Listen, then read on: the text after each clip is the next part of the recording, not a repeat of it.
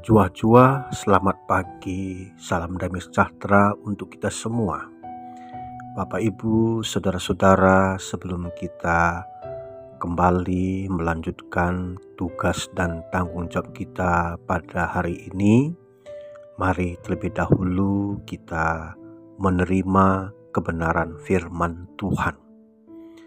Sebelumnya kita berdoa. Tuhan Allah yang Maha Pengasih, kami bersyukur atas kebenaran firman-Mu. Pagi ini kami bersama-sama akan merenungkannya.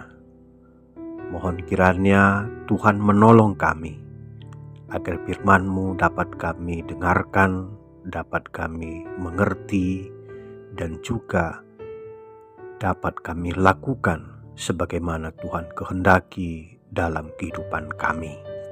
Di dalam nama Tuhan Yesus Kristus kami berdoa dan bersyukur. Amin.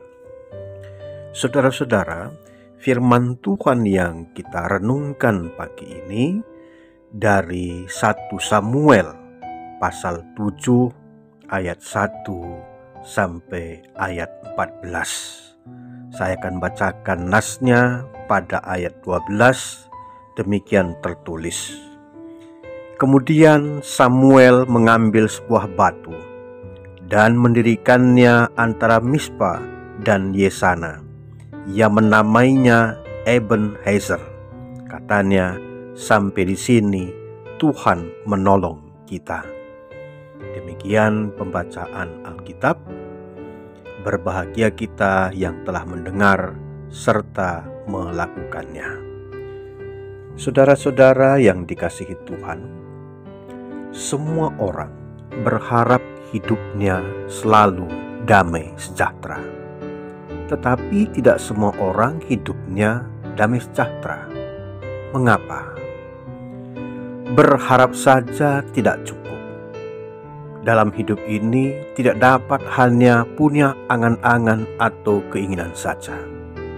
Harus ada niat yang baik, ditambah pemikiran, perencanaan, cara yang tepat, sikap hidup, demikian juga tindakan yang nyata atau usaha-usaha yang benar.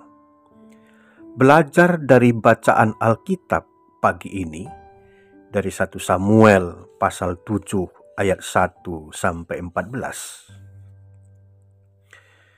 Dalam perjalanan kehidupan bangsa Israel, mereka berharap hidup mereka damai sejahtera. Masa itu mereka sedang berperang melawan orang-orang Filistin. Tetapi yang mereka dapatkan bukan damai sejahtera. Hidup mereka tetap dibelenggu oleh orang Filistin. Situasi dan keadaan ini membuat mereka mengeluh cukup lama kepada Tuhan. Rupanya selama ini hati mereka bukan tertuju pada Tuhan, melainkan kepada Allah asing dan para Asitoret. Orang-orang Israel telah salah karena menyembah dewa-dewa tersebut, bukan menyembah kepada Allah. Setelah bangsa Israel mendengarkan Samuel dengan menjauhkan hidup mereka dari dewa-dewa dan tunduk beribadah hanya kepada Tuhan, mereka berpuasa dan berdoa, mengakui kesalahan mereka selama ini kepada Tuhan. Demikian juga Samuel membantu dengan mendoakan orang Israel dan memberi persembahan korban kepada Tuhan. Doa dan harapan mereka dikabulkan. Tuhan dengan kuasanya mengguntur hebat atas orang Filistin dan mengacaukan mereka, sehingga orang-orang Filistin dipukul, dikalahkan oleh orang Israel dalam peperangan itu. Lalu Samuel mengambil batu untuk didirikan sebuah tanda kuasa Tuhan yang diberi nama Ebenezer.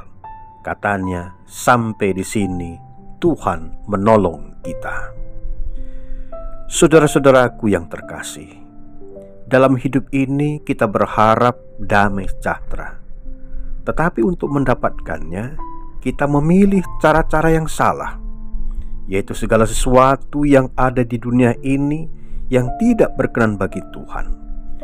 Sebagaimana orang-orang Israel memilih dengan menyembah dewa-dewa. Atau kita terlalu berharap kepada manusia untuk mendapatkan pertolongan selain kepada Allah.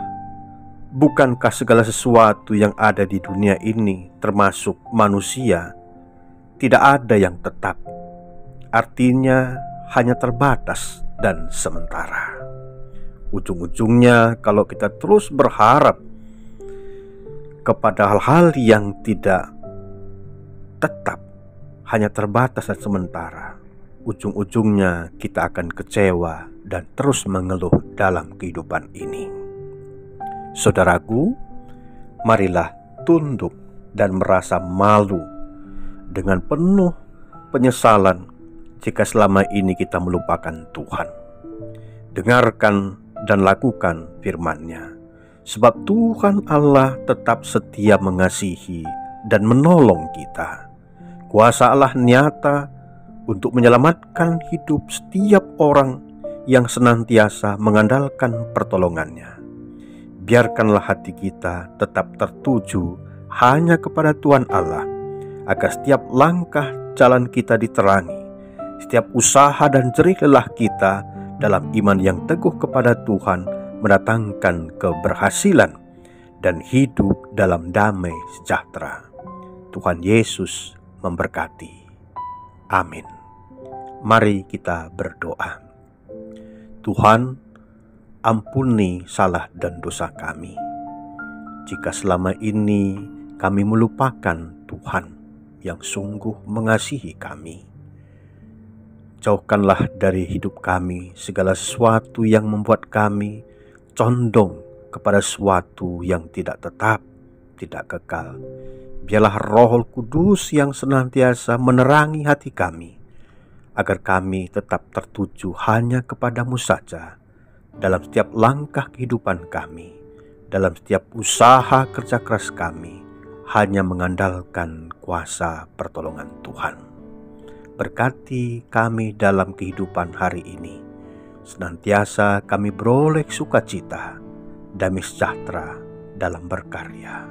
Terima kasih ya Tuhan. Dalam Yesus Kristus, Tuhan dan Juru Selamat, kami berdoa. Amin. Selamat beraktivitas. Tuhan senantiasa menyertai kita. Amin.